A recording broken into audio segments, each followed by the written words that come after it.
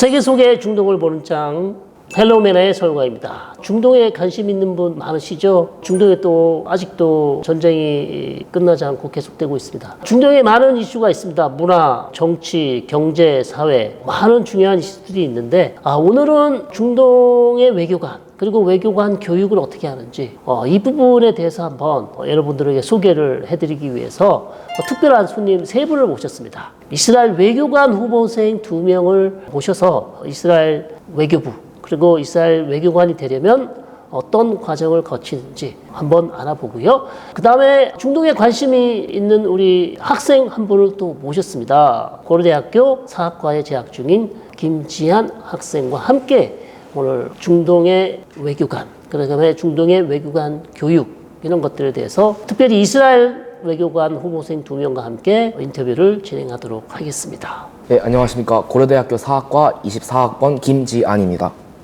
Hi, I'm Khan. I'm from Israel. I'm a cadet at the Ministry of Foreign Affairs. My name is Yordan Sadia. I'm very pleased to be here. I'm also a cadet in the Ministry of Foreign Affairs. Okay, nice to meet you guys. Okay, Jian, please, you can start with questions. So the first question is, how do you find Korea? So actually, it's our first time in Korea. It's my first time and also Yarden. We've never been here before. We were really excited to come here, and it really surprised us for the best. We're really enjoying our time here so far. We've met very amazing people. Everyone we met was so warm and nice, and we also feel this connection between the two people, the Israelis and the Korean. We really feel it while we're here. We didn't get to experience Seoul so much until now, but everything we saw so far looked really nice, and we also went to Busan, saw a lovely city, and really enjoying our How many days you were here today? We came here on Monday. Monday, just 4 days around. Yeah, okay. What about you, Yordan? I love it here. I really love it. I think we are being welcomed really good, very warm people, and I love the combination. You see the modern building, but then you see the more traditional building, and you see it also in the clothes and the music. So I love the combination. I love that mix. And You like Korean music? yes. Okay. You have any special? No, which band or which song do you like? Oh, I have a specific song that is a K-pop, but I'm not sure about the name. I can play it for you here. But I love it. Okay, I think you enjoyed the experience in Korea as far as I'm concerned. Okay, let's go to the second question, please. The next question is, why did you want to come to Korea? If someone asks you, you want to go to, maybe you can go to China and Japan. If you come to Korea, why you want to come to Korea if you find something special in Korea? Do you mean like in general, or just in our diplomatic? In general, I think. In general, I think one should come to Korea, especially for Israelis to come to Korea, because the people, as Khan said before, are very similar to Israelis. Both are very warm, and they treat you so good. And I think this is what makes Korea so special. I mean, buildings and architecture, they have it everywhere. They see mountains everywhere, but the people is something that is very, very special to Korea, and we experience it here magnificently. So I think this is one of the main reasons. You feel, we can call it in Korean, jong. Jong means it's very hospitality to the stranger or to the guest. Absolutely. Yeah. Right now, is it difficult to become a diplomat in Israel? Yeah, so to become a diplomat, there's a really long process actually that you need to go through. It takes about eight months. The whole process only from the moment you apply the not. And only 2% of the people that applied are eventually get accepted. Really competitive. Yeah, it's very competitive. 2%? Very expensive. Not 20%. Yeah, 2%. 2%. Wow. Only 2%. I didn't know that. Yeah. It's very exclusive, and also we come from different backgrounds, so I think that you have to have a certain knowledge, and they examine you for who you are and your skills and what you've done before, what you experienced before. So you have to be very unique to get accepted. What about your background then? My background? Yes. I'm a lawyer. Uh-huh. Employed in planning and zoning. Uh-huh. Yeah, it's completely different. What about you too, also, Roy? You were? No, I'm not a lawyer. I actually I worked a little bit in public diplomacy, but in the private sector, a little bit with a Jewish diaspora. So Anyway, this is public diplomacy. It's another area of diplomatic area. Yeah, I just did it in the private sector. Yeah. It's completely different from Korea. Because anyone wants to be diplomat in Korea, they should go to test. Yeah. If they pass the test, they become a lawyer. So they didn't have any experience like you guys have. Yeah. This is a different system we have. In Israel, in order to apply, you need to have a first degree, a BA, but it can be in a it doesn't matter in what your BA. And like Yerdan said, we are getting tested. Yeah. There's lots of tests along the way, but they're more focused on who you are and what are your skills, and not exactly what background you came from. So everyone has a chance. I got it. Also, I think we should learn something from you guys, your system, I think. Now, what made you want to become a diplomat?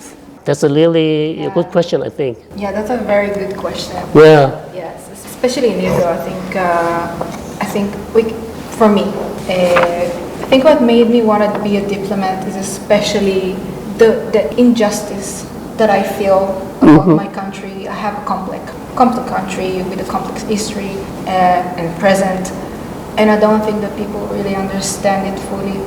And to hear stuff about my country, which my country mean my friends and my family, it makes you feel the injustice, and you wanna make it right. You want to be a representative of your country and to spread it's honor. the truth. Yes. And I think after October 7, we feel it even more. So this is what actually made me want to be a diplomat.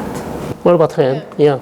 So I always had this urge to go to the public sector.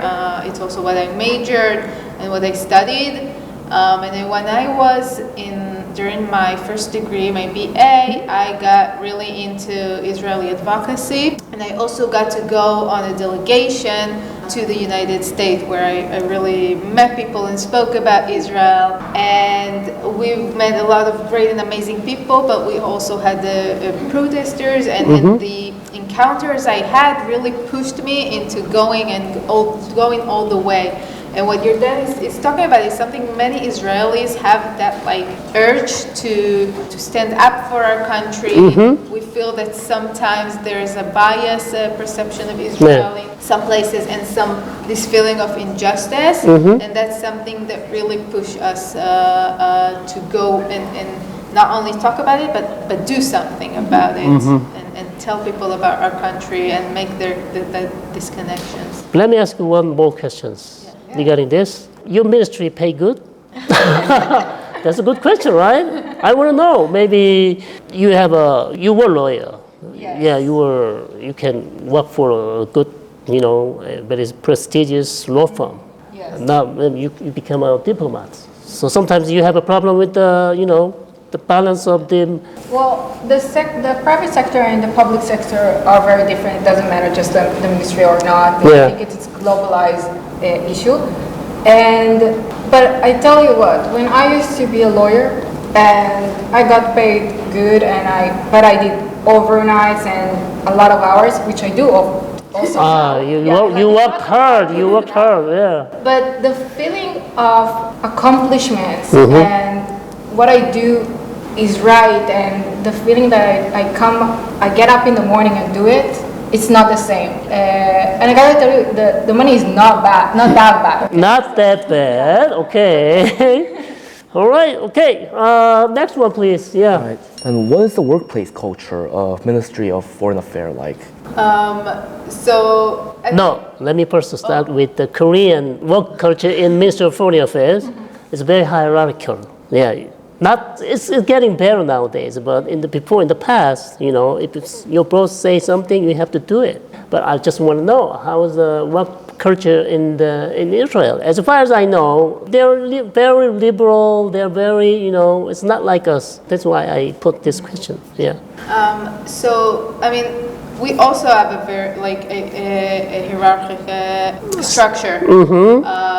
It's definitely there, and it's part of the culture. But also, like you said, there is a more liberal atmosphere.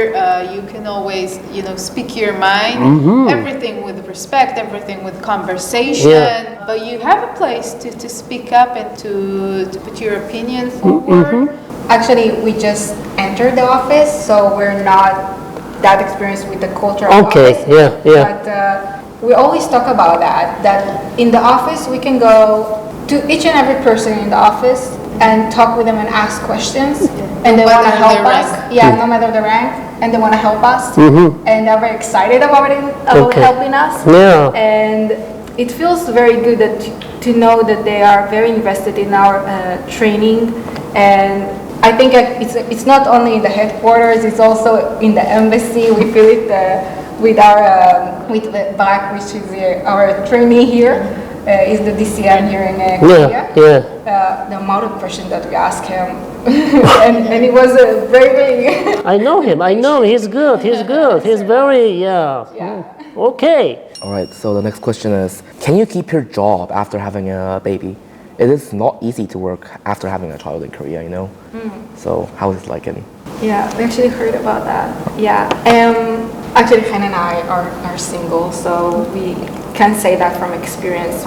But we have a lot of friends, and we can also say about the ministry that there are a lot of mothers with children. And this is actually something very, very special about Israel in general, not just in the office, on how Israel puts women and try to promote women, even if they're like mother and they have their limits, time and everything, and they try to combine family and work all the time. So yeah, I'm sure it's not easy because work-life balance is hard no matter what, but it is something that it's very out there in Israel. Good. What's the case in Korea? It's really. We heard it's a bit harder. Yeah, after you have a baby, the company may fire you sometimes. It's very, they don't have to, but so it's really hard to have a baby in Korea. We have very strict laws about that in Israel that protects women. Even not just having a baby, even if you're going through a process of fertility. Yeah. So it's even before conceiving. Yeah, I think we need to change the culture of the workplace especially for women. Yeah, I think we needed that.